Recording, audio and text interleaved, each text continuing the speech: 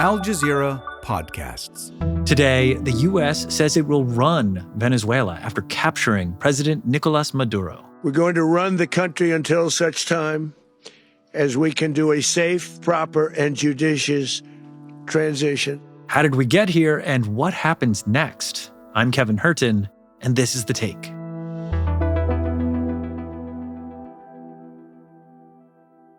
Before we continue with today's show, remember to leave us a comment telling us what you think about this episode and what episodes you want us to do next. Or if you're on your favorite podcast app, leave us a review telling us where you're listening from and maybe give us a 5-star rating. It really does help the show.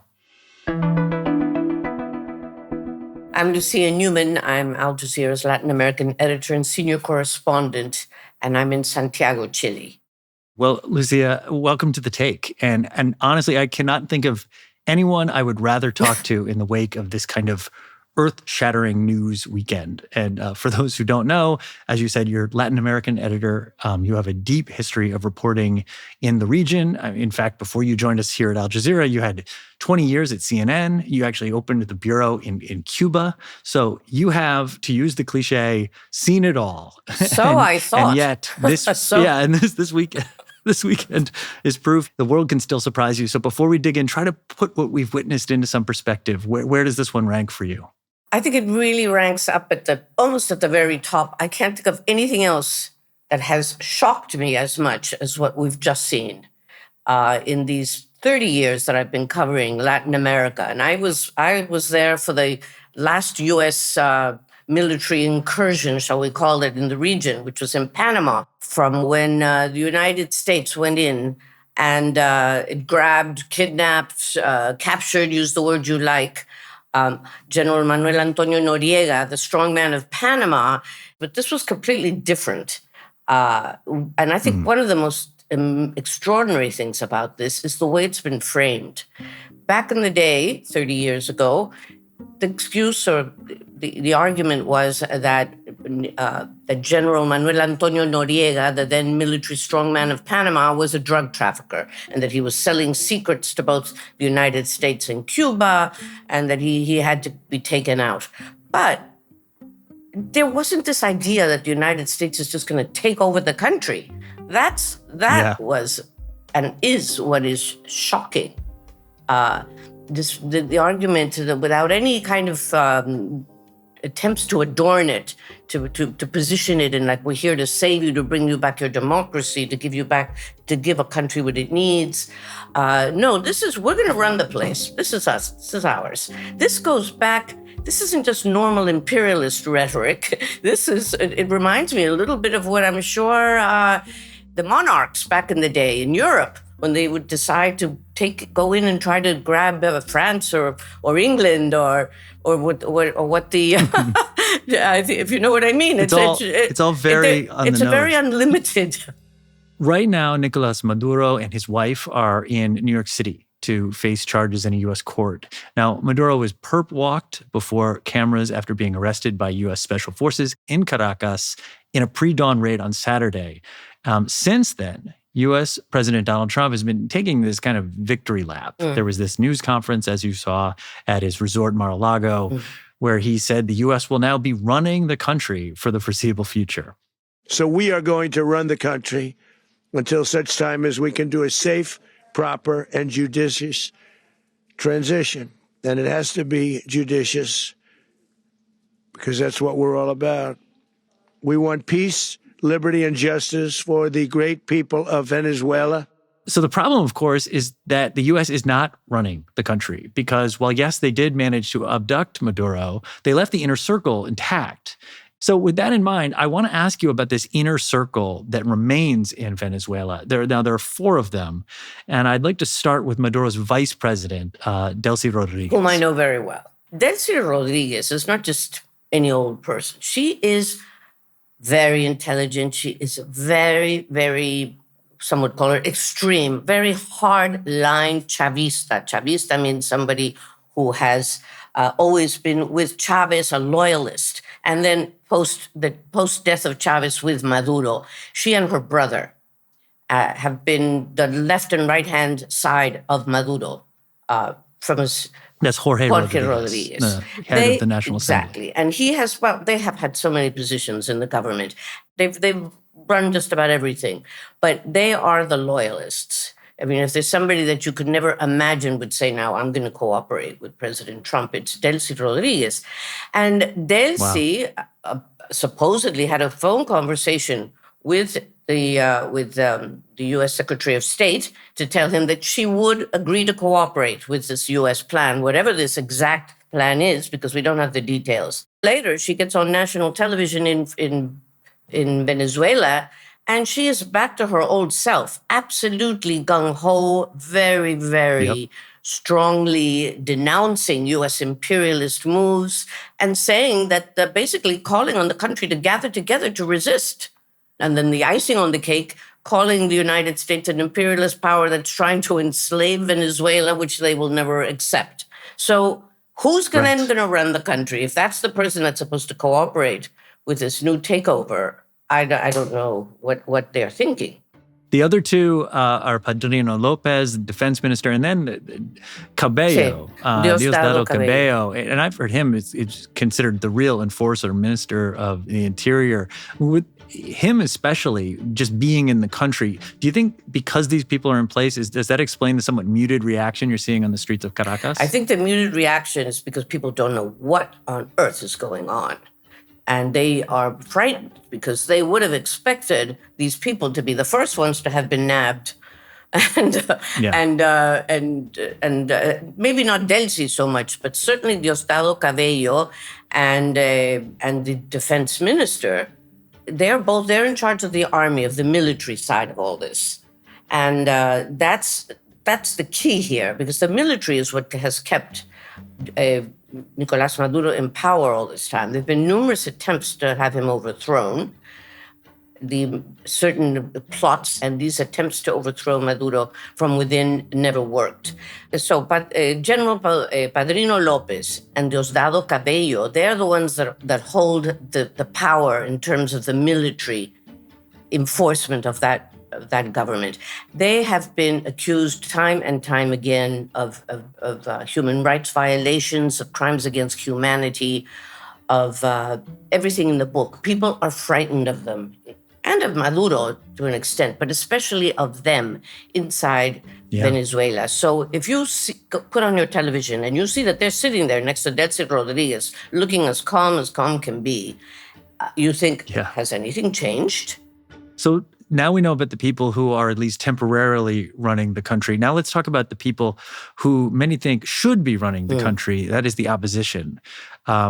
Many key international election observers claim that they actually won the 2024 election. And of course, we're talking about the candidate, Edmundo González Urrutia. And of course, there's the Nobel Prize winner and the leader of the opposition, Maria Corina Machado. When asked about Machado taking power during this news conference at Mar-a-Lago, here's what Donald Trump had to say. I think it would be very tough for her to be the leader. She doesn't have the support within or the respect within the country. She's a very nice woman, but she doesn't have the respect. What is Maria Machado feeling right now, and what is her next move? Well, if I was Maria Corina Machado, I would feel as shocked as I am, more shocked than I am, and more shocked than the Venezuelans, but particularly betrayed.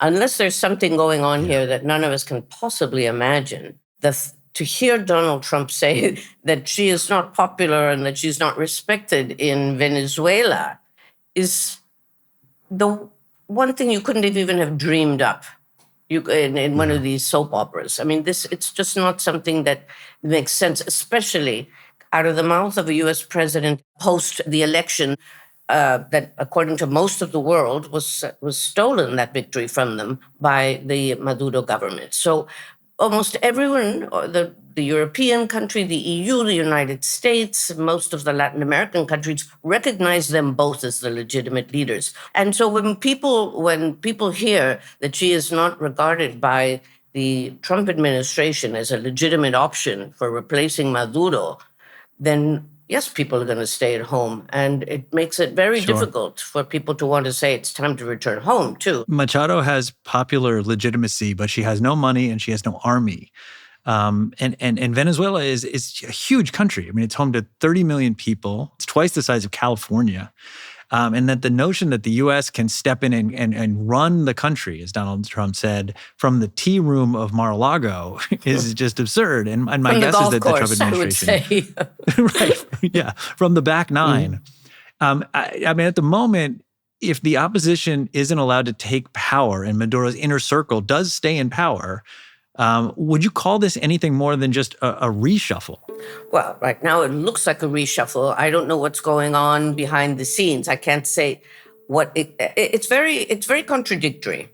There are many contradictions here, but one of them is that when President Trump says that he is going to stay in charge, he's going to run the country, it's because he doesn't want to have the same people still running the show, but he leaves the same people running the show. So what does that mean exactly? There could be something else going on behind the scenes that we can't imagine. But at least on the surface, it looks like, let's get rid of Maduro, let's tell the military in Venezuela who's really running the show and get them to continue to keep everything under control, as long as they give us access to the oil reserves. We'll have more with Lucia after the break. So, Lucia, the challenge we have when trying to make sense of this story is that none of it makes any sense, seemingly. They've said it's about drug trafficking, but then Donald Trump just pardoned a former president of Honduras who was convicted of drug trafficking. It really can't be about the illegitimate election if they aren't committed to putting in the legitimate winner at the moment. So which leaves us with oil. You know, they stole our oil. We built that whole industry there, and they just took it over like we were nothing. So what is Donald Trump talking about when he says they stole the oil? Well, like so many things, he says that they built the Panama Canal and they gave it back to the Panamanians for $1. That's not true.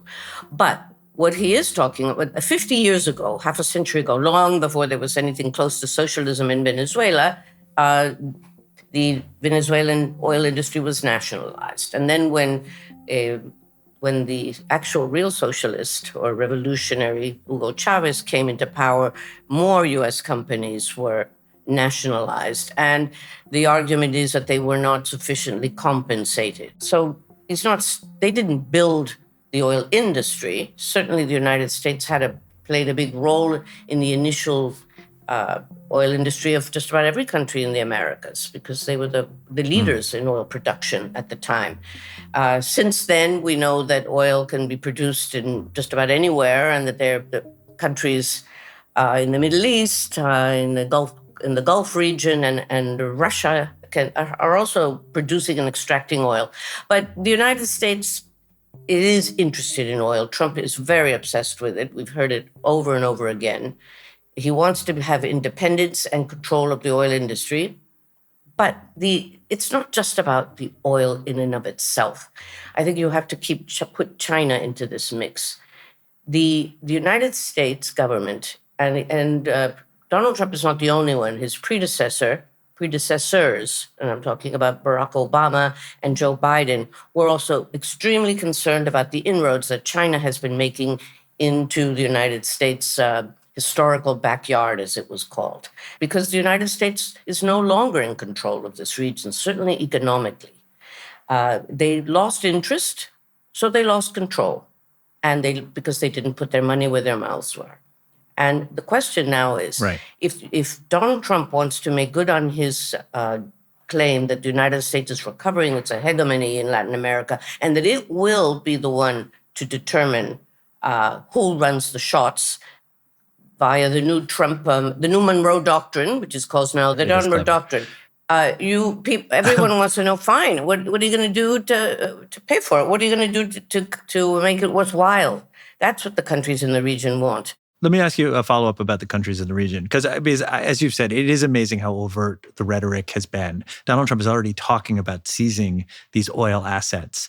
I mean, it almost seems like he's saying the quiet part out loud. Well, yes, exactly. The part that you never used to say out loud is now being said out loud. What seizing oil is something that people were talking about forever, but there was always at least the argument that it was to bring back democracy, to restore democracy in a country that has very, very clearly disrupted the rest of the region with this mass immigration. the exodus of 8 to 9 million Venezuelans, most of them into Latin America, not into the United States, and that includes the Tren de Aragua, which he likes to mention a lot. But that beyond that, that is the hope that democracy at least would have been on the agenda. It wasn't mentioned. He talked about liberty in his speech, but he didn't say restoring democracy, which would have meant restoring the legitimately elected government. That's what most people assumed he meant. But no, he made it very clear that that was not what he meant. Yeah, I guess my question is, because you have an ear to the street in Latin America. You've been covering for so long. I mean, hearing that kind of overt language about seizing assets, extracting resources, does that bring people who would normally even oppose Maduro on side? You can oppose Maduro and you can also oppose Trump. It's not one or the other. People in Latin America are shocked. If I could find a superlative to shock, I would. It's something they haven't liked Donald Trump that much, but they liked some of the things he said. This kind of law and order, let's put things back where they were, let's not sort of go too far to the left, bring things, improve the economy. That's what people were hoping for with Donald Trump. But they were always suspicious of him because he's a loose cannon. Everybody calls him that. Everybody sees him as that. You never know what he's going to do next. And this one has topped all of the other examples. But people are very, very concerned about this, what we're hearing now, that first of all, you're going to dominate the region. You're going to have the Donroe Doctrine in place, and the resources of the region also are now ours to control. That was not something anybody wanted to hear or expected. There are a lot of theories going around. One of them is that Maduro's inner circle basically gave him up, right? They made a deal. The U.S. gets a cut of the oil in exchange for the chance to stay in power. A, kind of what do you make of that theory? And B, do you think that Trump's rhetoric is making an arrangement like that for Delcy Rodriguez almost impossible in the long term? I don't really believe that Delcy Rodriguez was on board before that snatch took place. Everybody knows that the United States was going to do something. The Trump administration has been surrounding Venezuela now certainly by sea ever since October. You cannot have that amount of deployment of military assets surrounding Venezuela and forever. And also the United States was saying, well, how long are you going to keep this up? We're spending hundreds of millions of dollars and you're not doing anything. There hasn't been any payback for this. So when are you going to get Maduro out? There was a lot of pressure. So people knew that Donald Trump was going to act militarily sooner or later.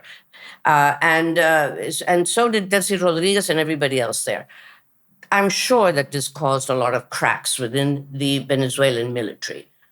And there must have been, because they had information that allowed them to go in there and snatch Maduro very, very quickly. They knew where he would be sleeping, where his safe door was, etc. But I don't think that includes Delcy, and I don't know about Padrino Lopez, the head of the military. I think that's where we have to look for cracks, for really, really important cracks. Where are they? Yes. But the other way to look at this is that they're saying, you either go along with us, or we will do to you what Israel did to Gaza, or what we did to Iran. I mean, the United States has the military power to just go in there and blast them. And that's what he said. We can have a second strike if we want. We'll do it whenever it's necessary. Sure. If it was really about just the oil, Trump could have made a deal with Maduro. Maduro would have been willing to deal. Maybe he felt that it was politically just unpalatable, maybe for the people in South Florida. Maybe he really dislikes Maduro. So he figured, well, we'll take out Maduro and then make a deal with his replacement. And if they don't like it, we'll go back to bombing? That's what you're saying? Yes. I think it's very difficult to make a deal with Maduro after you have surrounded his country with the fleet, with the most powerful naval fleet in the world, and to get him out. That really does look like you haven't, that you're weak. But they did offer him a way out. They said, you can leave, you can go anywhere you want. I remember Donald Trump saying this. I don't care where you go, he said, as long as you go. And apparently, from what I understand, Maduro was offered several countries he could go to, but he was not offered an absolute immunity from prosecution later on in the day by the International Court of Justice or anybody else. So that is what kind of stopped the deal from going forward, according to some of my sources. But he could have taken off to Russia, to countries where you can be sure that the government will stay in power for long enough for him to live out his life. But he didn't. Yeah. And now we have him in New York, about to face trial. They say that the definition of insanity is to keep doing the same thing over and over and hoping for a different outcome, right? But it is still early. The U.S. has recent failures in Iraq and Afghanistan that they can now learn from. How could this, if handled properly, that's a big if, how could it lead to a better Venezuela, a freer Venezuela, a more prosperous Venezuela? The only way I can think of it is for the United States to, as quickly as possible, allow for new elections, or for the old elections that they claim to have respected and believed in to be, for those leaders, Edmundo González, to be installed. But I would say maybe new elections and a transparent handling of the oil industry. The oil industry in Venezuela is in shambles. There's no doubt about that. I've seen it with my own eyes. I remember when Chavez was there, their refineries were blowing up and on fire. Even back then, they hadn't invested enough. It could certainly use a rehaul, but to benefit whom? And that's the question. From the sounds of what Donald Trump is saying, it's to benefit the U.S. oil companies. And then as a corollary, he says also the Venezuelan people. But who's going to own the oil industry? That is the key question now. Lucia Newman, thank you for coming on The Take. Thank you.